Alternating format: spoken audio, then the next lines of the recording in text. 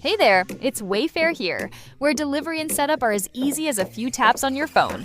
You're relaxing in an old hammock, scrolling Wayfair's app, when you spot it, a brand new patio set. Next thing you know, Wayfair delivers it right to your patio and sets it up. Oh, you need a new grill too?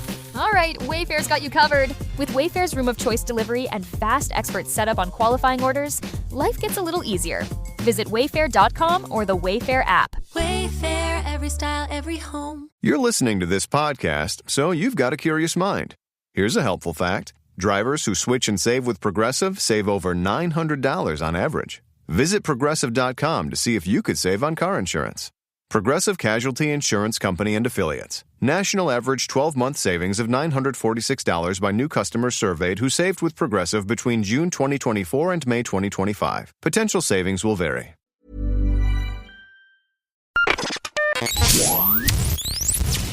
Does Disclosure Day succeed as Steven Spielberg's big epic return to extraterrestrial science fiction? Kinda. I just got out of an early screening of Disclosure Day, and I got a few thoughts. This is Steven Spielberg's latest film. It's him going back to the alien adventures that made him so popular with Close Encounters, E.T., even more modern stuff like Minority Report and AI. It's not really aliens in those, but it's a similar vibe.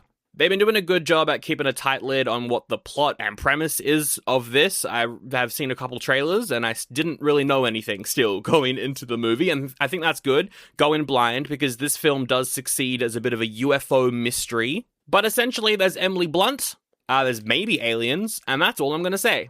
Straight off the bat, yes, I think this is Spielberg's best sci-fi since Minority Report, so that's, 15 years? He's done a couple in between Minority Report and this one. None of them, I think, personally, are as successful as this one. But is it all good? No, but maybe? The tone of this movie is an odd one. It has a bunch of different moods that it kind of shifts between, and I think most of them do work, but when combined together, the film is a little bit of a jumbled mess at times. The sci-fi thriller mystery element of it is very X-Files, pretty tense, a lot of moving parts, a lot of setup and payoffs. All that stuff was really fun. The movie also delves into some of the stuff that Spielberg's probably better known for, which is some pretty over-the-top, goofy action scenes. Also very fun, very successful for me. The moment where it falters a little bit for me is when the movie pauses every now and then to have some philosophical debates about a variety of topics, and that stuff felt a little bit heavy-handed. It's the sort of stuff where I'm like, if your audience is following you this far, they don't need to be convinced by a philosophical debate. And so having one in the movie, and you will know what I mean when you see it, feels like wasted time, because we're along for the ride. We know what's going on. We're here for it. I think part of the reason why these more philosophical, debatey moments in the movie rubbed me the wrong way is because I did kind of want this movie to also go harder on the ethics, morals of some of the stuff that's going on in the film. It raises some questions, and then it never really does anything with it. And that's fine, because it's, Steven Spielberg. It's a blockbuster. It's for a large audience. I was expecting that. But also, there are some interesting concepts in this film that could, if done a little differently, rival that of a movie like Denis Villeneuve's Dune. It's a very different sort of film, but it could be up there with that, and the movie never goes hard enough to really talk about those concepts. However, it does still pause every now and then to have ethical debates around some of those concepts.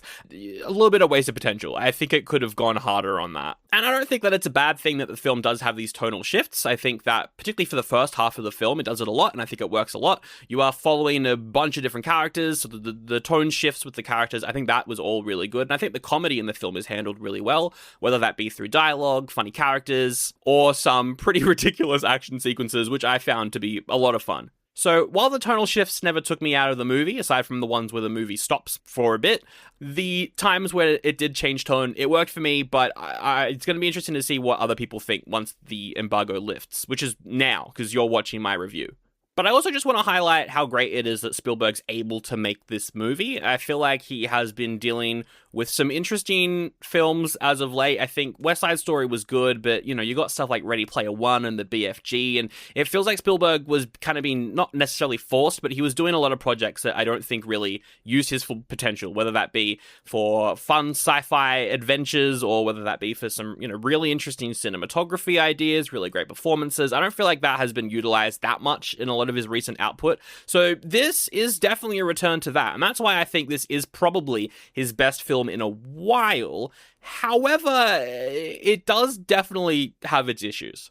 There's some visual effects that don't hold up. There's some that look fantastic. Again, it's a mixed bag. The dialogue is odd. At points, it doesn't entirely work. It feels unnatural. There's some moments where there's some line delivery. I'm not blaming the actors. I think they did a good job. I think the script maybe had some unnatural lines in there. I also am surprised that I'm saying this, but the score is by John Williams, and it is a good score, but it's distracting. I don't know why, and this might just be a problem with me, but whenever I hear a John Williams score in a modern film, it takes me out of it because I'm like, someone's ripping off John Williams, and then I remember that he's still scoring films, and I'm like, oh, it's probably because it's his score, but it takes me out of it every time. I've got to work on it. It's not the movie, it's my fault. Okay, performances, I'll speed through them. I honestly think this might be one of Emily Blunt's best performance, if not maybe her best performance. She's very good in this movie. She has to deliver a pretty hard performance. This is a very weird role, and I think she does a really good job, especially in the moments of comedy, and then there's a lot of moments with a lot of feeling and emotions in them as well. There's some sad stuff in there, there's some scary stuff in there, and she delivers all of it very well and very believable, considering that this character is a little odd. I also think that her chemistry with Wyatt Russell, who plays the character's boyfriend, is great. Those two on screen together is hilarious. I didn't know that I needed that, but I did. They are so fun to watch on screen together. Colin Firth is in this. He's a bit goofy, but I think it works. I think out of all of the weird lines in the movie, his character had the most. So, good on him for still turning in a pretty good performance despite some of the writing for that character being a little bit iffy. Colman Domingo, also very good, also has some of the most weird, unnatural lines in the film. Josh O'Connor is one of our other leads. He's also really good. He has a really good intensity to his performance. He's got a really good arc as well. Like, his performance does shift throughout the movie. There's some moments where I think that, once again, he is a victim to not necessarily the best script, but he does a good job with what he has, and I think he really sells a lot of the more emotional sequences and also the action sequences that he's in as well. He's a very good action actor, particularly in this movie. I'm not going to say too much more because I think that you should go into this one fairly blind. If you're interested in it, I would say go see it. It's Spielberg going back to some of his better stuff. Again, I do think that this is a return to form, return to Minority Report vibes. I don't think it's as good as some of the films he did before Minority Report, but I think that it is, in terms of his sci-fi stuff, he's got a lot of other good stuff in recent years, but in terms of his sci-fi stuff, it is definitely a return to the level of quality that he shows in movies like Minority Report. So, Disclosure Day, it does get a goodie from me.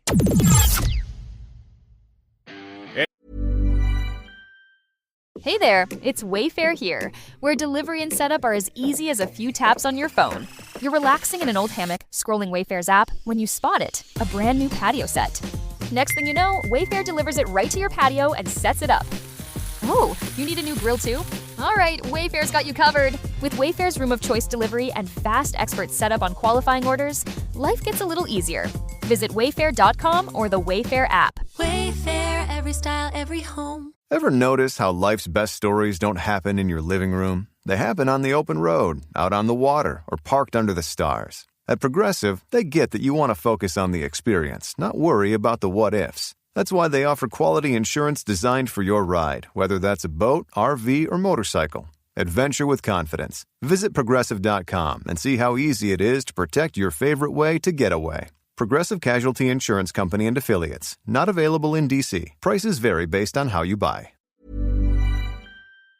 It's a sad day, listener, but all things must come to an end. My name is Sally McSeller, and this is the last time I'm going to be doing one of these. Now, I don't mean a promo for the Oldie but a Goodie Patreon. If you were hoping I'd stop doing them, I'm not. but it's the last time I'm gonna get to do one for their X-Men mega series. Over at patreon.com/Oldie Buddy Goodie Pod, Sandro and Zach have reviewed The New Mutants, the last X-Men film. Here's a clip. I think the characters I like the characters. I think it's a nice team. I will say right now, this is a fantastic group of really interesting mutants put in the most boring location of all time and have the most boring dialogue for a fucking hour.